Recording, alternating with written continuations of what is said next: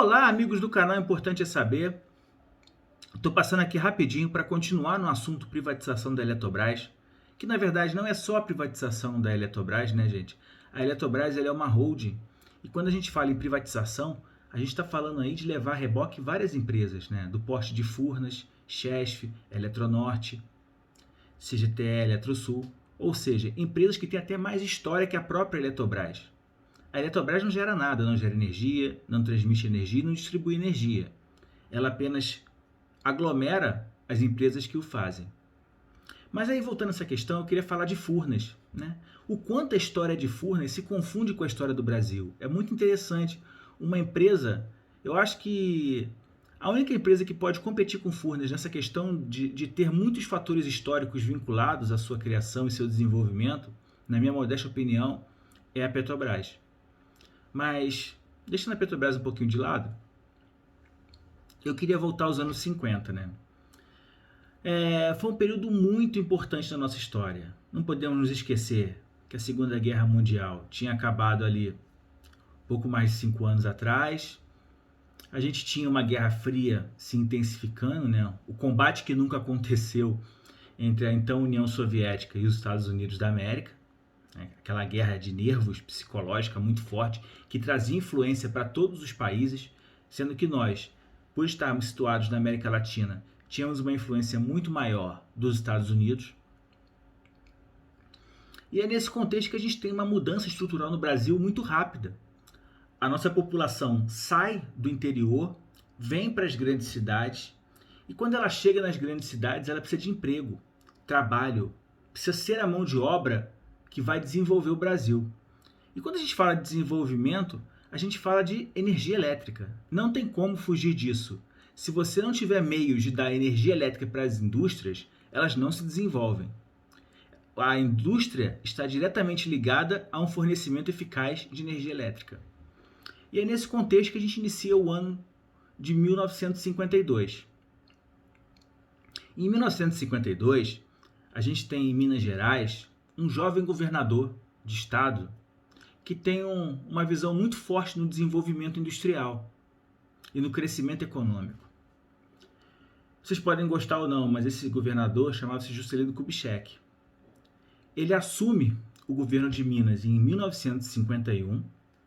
Em 1952, ele cria a CEMIG, que é uma estatal mineira de geração, distribuição e transmissão de energia, uma empresa que existe até os dias de hoje, e que foi muito importante para se iniciar um plano de geração, transmissão e distribuição de energia eficaz para a região sudeste, que era, à época, a região que mais crescia no Brasil. Com São Paulo e Rio de Janeiro coordenando todo esse processo de crescimento. Então ele cria em 1952 a CEMIG, né, e começa a desenvolver um know-how muito grande para a construção de usinas hidrelétricas, que é uma das obras de engenharia mais complexas feitas pelo homem, tá, gente? Não é fácil. Requer muitos estudos, muitos projetos, a interligação de várias áreas, não só da engenharia, mas fora da engenharia também. E é nesse contexto que ele cria uma empresa que iria fazer muito sucesso, como faz até hoje. Vale lembrar, gente, que em 1954 nós tínhamos já a Chesf, né, que é a Companhia Hidrelétrica do São Francisco. Essa companhia já operava na usina de Paulo Afonso, né? E a gente não tinha para o Sudeste uma empresa desse porte, né, no âmbito federal, o que só viria a acontecer com Furnas em 1957, né, quando ele é criado em 28 de fevereiro, pelo decreto 41.066. Nascia Furnas. Mas, voltando ainda um pouquinho, né, a 3 anos antes, em 1954, a gente tem já os estudos, né, para a criação de uma usina hidrelétrica na bacia do Rio Grande. Seria chamado Projeto Furnas. Esse estudo é potencializado e levado a cargo pelos técnicos da CEMIG, que vem apresentar para Juscelino Kubitschek um projeto. Lembrando ainda, gente, que em 1954 o Juscelino é governador de Minas Gerais. Só que, né, o Brasil tem eleições em 55, a gente tem a fatídica morte de Vargas em 54, Café Filho assume o governo, é um mandato tampão, e em 55 a gente tem eleições presidenciais que levam o JK à vitória e, por consequência, à presidência da República. JK assume em janeiro de 56 e já em 56, em maio de 1956, para ser mais preciso, ele tem o projeto Furnas incluído, né, no seu programa prioritário de metas do governo. Esse projeto ganha um status muito forte, né? É acompanhado de perto pelo presidente do BNDE, à época, o engenheiro Lucas Lopes. Mais uma observação aqui, gente. Vale destacar que a época era BNDE mesmo. Ele só vem se tornar BNDES anos depois, né? Quando é incluído no seu nome o termo social. E, com base nisso, né, ele tem todo esse estudo, essa captação, e em 1957 a Central Elétrica de Furnas S.A. é criada, visando, como eu falei, o atendimento da região sudeste, né, por intermédio da bacia do Rio Grande, nos trechos das corredeiras de Furnas, perto da cidade de Passos e da divisa com o estado de São Paulo. A usina, a magnitude do projeto era algo inimaginável à época. A gente está falando de um empreendimento cuja capacidade de geração superaria 1.000 megawatts, algo que a gente não tinha ainda à época na região sudeste nenhuma perspectiva daquilo ser possível. E, no caso de JK, a necessidade de construir uma nova capital, de termos um desenvolvimento industrial, e tudo isso fez com que esse projeto fosse tocado com uma velocidade nunca então vista na época.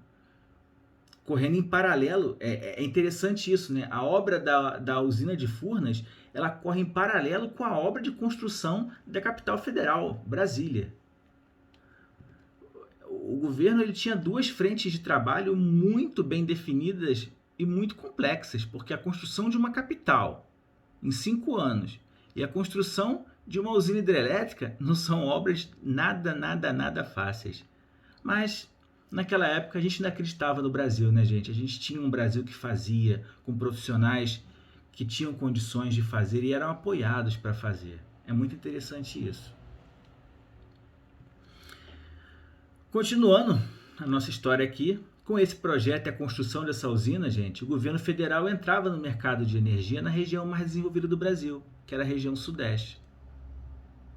E a gente tem outra observação aqui muito triste, muito importante também.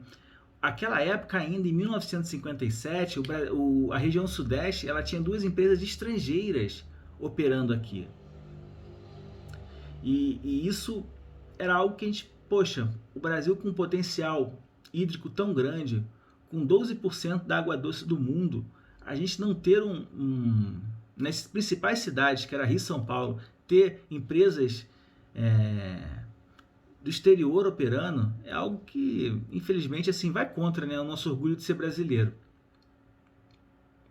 Então, com base nisso, né, em 28 de fevereiro de 1957, conforme eu falei lá atrás, com sede em Passos e com escritório central no Rio de Janeiro, né, tendo aí a participação acionária e societária do BNDE, do Fundo Federal de Eletrificação, da CEMIG, do Departamento de Águas e Energia Elétrica de São Paulo e da São Paulo Light, além da CPFL, com a sua subsidiária Amforp.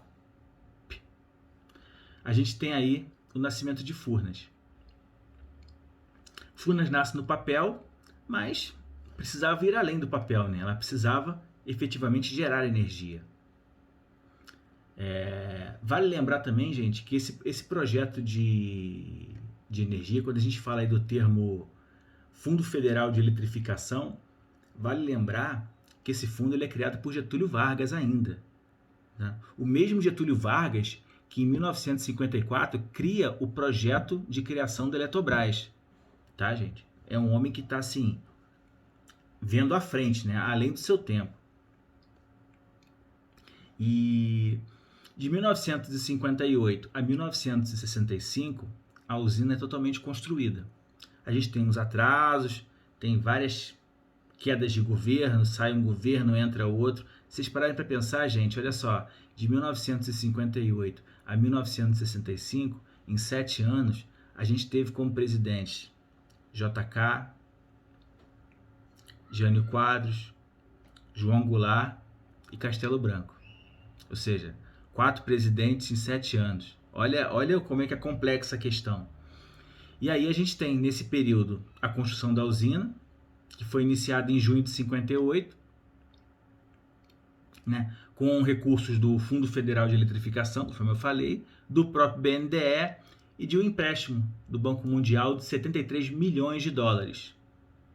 Naquela época, gente, era muito dinheiro mesmo. Em 1962, a gente tem a criação da Eletrobras, conforme eu falei, né? Um projeto concebido por Vargas, né? Mas que só vem a ser efetivamente aprovado já no governo de Jango, o famoso João Goulart. A criação da Eletrobras como holding leva a Chesf e Furnas como suas subsidiárias, né? Até então, Furnas era uma subsidiária do BNDE, né? Que era um banco. Interessante isso também, que eu só vinha saber estudando a história de Furnas.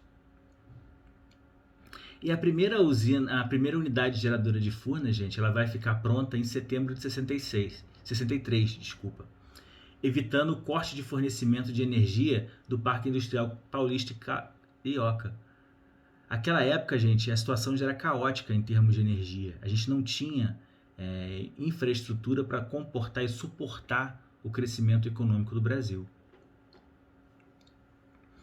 E em 1965, efetivamente, né, a usina é construída, é entregue, 100% entregue, pelo então presidente Humberto Castelo Branco. Presidente esse que tinha assumido a presidência do Brasil no ano anterior, no golpe militar de 1º de abril de 64. E com a usina de Furnas, a gente tem um equilíbrio na região sudeste, na questão da geração e do consumo de energia. É muito interessante isso também.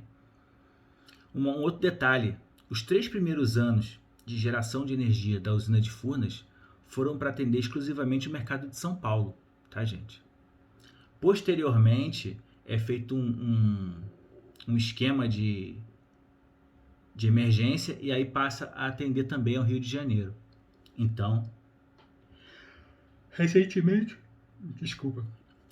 passaria a deixar de ser capital federal, mas ainda era cidade que comportava um número excessivo de órgãos públicos, de homens públicos, então necessitava muito dessa energia. Em 1965, Furnas é autorizada a erguer a sua segunda usina, né, no Rio Grande, vencendo uma disputa com a CEMIG. Interessante, né? A CEMIG, que participou de todos os estudos, até mesmo da própria criação de Furnas, né? Ela vem a competir com Furnas e perde para a construção do aproveitamento de Estreito, que vem a ser o segundo projeto de Furnas, né? De construção de uma usina hidrelétrica. Nesse período, Furnas também herda 2 obras iniciadas pela Companhia Hidrelétrica do Vale do Paraíba, a Chevap, né? Que é uma subsidiária da Eletrobras da época, e se encontrava em processo de liquidação.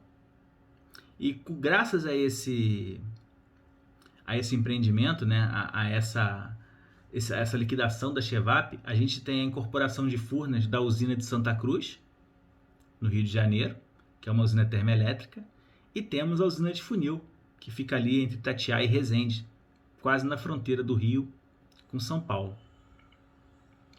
Então, gente, eu vou ficar por aqui nesse primeiro vídeo para não ficar muito longo, mas com ele eu queria apenas demonstrar para vocês o quão é importante a história de Furnas para o Brasil, para o desenvolvimento do Brasil, para o sucesso do Brasil nos anos 50, e simplesmente eu acho que você entregar isso a troco de banana. Uma empresa que te dá lucro, você entregar para particular por pouco dinheiro, por algo que não compensa, uma empresa tão estratégica, me dói ver como isso pode acontecer. E as pessoas ficam caladas, parece que estão anestesiadas, sabe? Um projeto tão bonito, um projeto que nasceu bonito e que tem tanto mais coisa a ser dita. Eu poderia falar de John Cotrim, o primeiro presidente de Furnas, um inglês que estava anos-luz ao seu tempo, um homem inteligentíssimo, que ajudou muito, não só Furnas, mas a todo o sistema elétrico brasileiro. Eu poderia falar muito mais coisas, mas o YouTube é um canal que quanto mais longo o vídeo fica, menos as pessoas querem ver.